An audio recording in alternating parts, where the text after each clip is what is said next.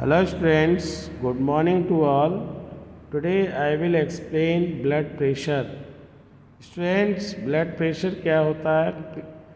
तो मेरी simple answer here कि जब भी ब्लड आर्टरीज में या ब्लड वेसल्स में फ्लो होता है तो वो ब्लड जो है आर्टरीज की जो वॉल होती है उस पर फोर्स एग्जर्ट करता है या प्रेशर एग्जर्ट करता है, तो ब्लड के द्वारा जो भी ब्लड वेसल्स की सरफेस पर या ब्लड वेसल्स की इनर सरफेस पे जो प्रेशर एग्जर्ट होता है that is called the blood pressure. या you can say that the force या pressure exerted by blood on the surface of blood vessels is known as the blood pressure. Okay students, तो blood pressure क्या है clear हो गया होगा कि जो भी प्रेशर एक्सर्ट होता है ब्लड के द्वारा ब्लड वेसल्स में, वही कहलाता है ब्लड प्रेशर या बीपी. तो बीपी जो होता है हमेशा आर्टरीज में ग्रेटर रहता है इन कंपैरिजन ऑफ वेन्स, क्योंकि आर्टरीज की जो ल्यूमेन होती है उसका डायामीटर कम होता है, वेन्स का ज़्यादा होता है. ओके स्टूडेंट्स, और आर्टरीज स्टूडेंट्स से अगर हम बात करें तो सबसे कम अगर ब्लड प्रेशर होता है तो कैपलरीज में होता है, उससे ज़्यादा वेन्स में और सबसे ज़्यादा आर्टरीज में. तो आर्टरीज में ब्लड प्रेशर सबसे ज़्यादा रहता है. नेक्स्ट है कि ब्लड प्रेशर कितने टाइप्स का होता है. तो दो टाइप का होता है स्टूडेंट, एक सिस्टोलिक प्रेशर, एक डायस्टोलिक प्रेशर. स्टूडेंट्स अगर हम बात करें सिस्टोलिक प्रेशर की, तो सिस्टोलिक प्रेशर क्या होता है, तो सिस्टोल का मीन्स होता है कॉन्ट्रैक्शन. तो स्टूडेंट ब्लड के द्वारा जो प्रेशर लगेगा आर्टरीज के अंदर वो भी वेंट्रिकुलर कॉन्ट्रैक्शन के दौरान. तो the pressure of blood inside the artery during the ventricular contraction is called the systolic pressure. Student जब हार्ट हमारा जो है उसका वेंट्रिकल जब कॉन्ट्रैक्ट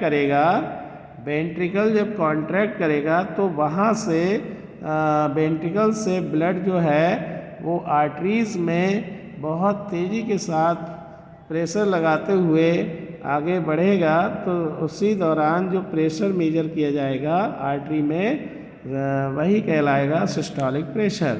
और जब वेंट्रिकुलर कॉन्ट्रैक्शन में होता है उसी को सिस्टोल कहते हैं. और सिस्टोल के दौरान भी कह सकते हैं the pressure of blood inside the artery during systole is called the systolic pressure. और ये नॉर्मल रेंज सिस्टोलिक प्रेशर एक अडल्ट में अगर देखा जाए तो 120 mm ऑफ Hg तक होता है. 120 mm ऑफ Hg का मतलब है जो स्फिग्मोमैनोमीटर होता है उसमें मरकरी का लेवल 120 mm तक पहुंचता है.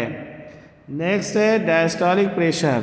डायस्टोलिक प्रेशर स्टूडेंट क्या होता है कि the pressure of blood inside the artery के अंदर ब्लड का प्रेशर कब, ड्यूरिंग वेंट्रिकुलर रिलैक्सेशन. जब वेंट्रिकल रिलैक्सेशन पोजीशन में होते हैं तो उस दौरान आर्टरी में ब्लड के द्वारा जो प्रेशर एक्सर्ट होता है this is called the diastolic pressure. और डायस्टोलिक प्रेशर की जो रेंज रहती है स्टूडेंट वो है 80 mm of Hg. 80 mm of Hg range किसकी होती है स्टूडेंट, डायस्टोलिक प्रेशर की. क्लियर स्टूडेंट्स, तो डायस्टोलिक प्रेशर हमेशा कम रहता है, सिस्टोलिक प्रेशर हमेशा ज़्यादा रहता है. अब बात करते हैं pulse pressure. Pulse pressure student क्या होता है, सिस्टोलिक प्रेशर और डायस्टोलिक प्रेशर का जो डिफरेंस होता है that is called the pulse pressure. और पल्स प्रेशर हमेशा फाइंड किया जाता है SP माइनस DP, मतलब सिस्टोलिक प्रेशर में से डायस्टोलिक प्रेशर को अगर सब्सट्रैक्ट कर लें तो हमें पता चल जाएगा पल्स प्रेशर. तो पल्स प्रेशर की value normally 120 minus 80 equals to 40 mm of Hg होती है. ओके स्टूडेंट, तो this is the pulse pressure. Now student we discuss here sphygmomanometer. तो स्फिग्मोमैनोमीटर क्या होता है? तो बीपी को मेजर करने वाला डिवाइस ही स्फिग्मोमैनोमीटर कहलाता है। स्टूडेंट्स, जो डॉक्टर्स के पास आपने देखा होगा कि you have seen the sphygmomanometer near the doctor and doctor always measure the blood pressure with the help of sphygmomanometer. So now students, we discuss here next topic hypertension. Hypertension क्या होता है student? अगर किसी person का जो कह सकते हैं ब्लड प्रेशर या बीपी का जो है अगर देखें वो अगर more than 140 mm of Hg उसका सिस्टोलिक हो जाए और डायस्टोलिक प्रेशर उसका 90 mm ऑफ Hg से मोर हो जाता है तो ऐसी कंडीशन कहलाती है हाइपरटेंशन या हाई ब्लड प्रेशर। तो हाई ब्लड प्रेशर में सिस्टोलिक प्रेशर अबव 140 mm और diastolic pressure above 90 mm of Hg तक पहुंच जाता है। तो ऐसी कंडीशन को हाइपरटेंशन या हाई ब्लड प्रेशर कहते हैं। स्टूडेंट, इसके कारण क्या है, क्यों हाइपरटेंशन लोगों को हो जाता है? तो इसके मैनी रीजन्स हैं स्टूडेंट। फर्स्ट रीजन है thickening of arterial wall due to deposition of cholesterol.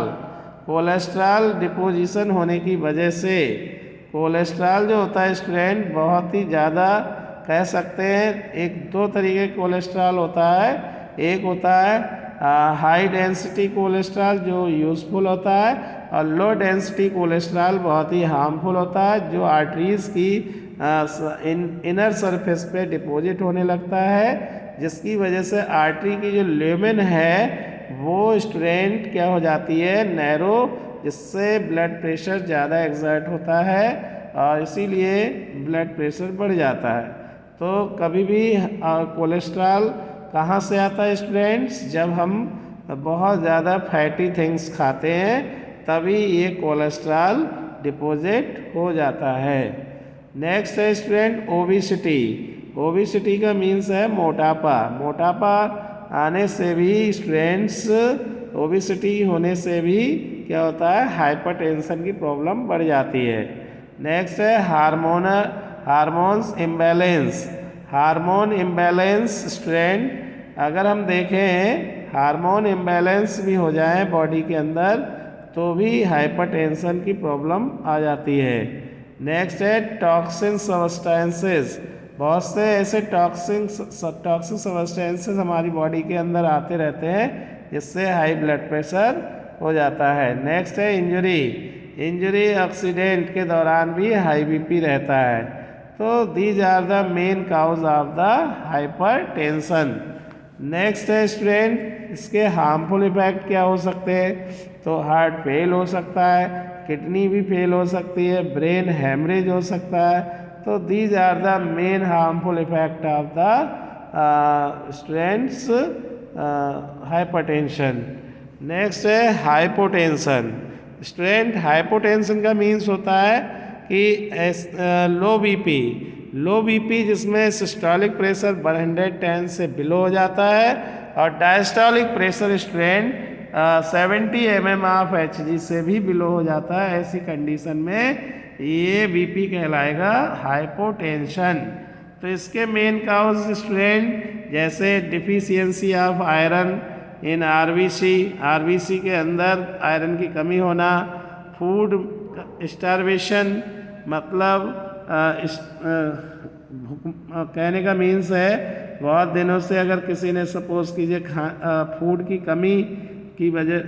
कमी से उसने खाना नहीं खाया तो क्या होगा, स्टारवेशन हो जाएगा और स्टारवेशन की वजह से स्टूडेंट्स लो बीपी रहेगा। मेटाबॉलिक रेट स्लो हो जाना, मेटाबॉलिक रेट स्लो डाउन,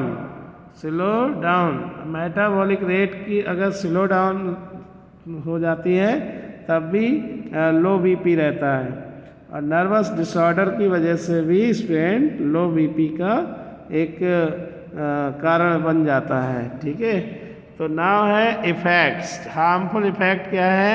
तो लो बीपी की वजह से डिजीनेस और लेजीनेस रहता है पर्सन, मतलब एक तरीके से कह सकते हैं उसके वीकनेस रहती है और लोकोमोशन और मूवमेंट में बहुत कमी आ जाती है और चल नहीं पाते हैं, और अनहैप्पीनेस रहता है, मतलब पर्सन खुश नहीं रहता है, और स्ट्रेंथ वो आलस उससे आता रहता है। ठीक है, तो strength these are the harmful effect of the hypotension.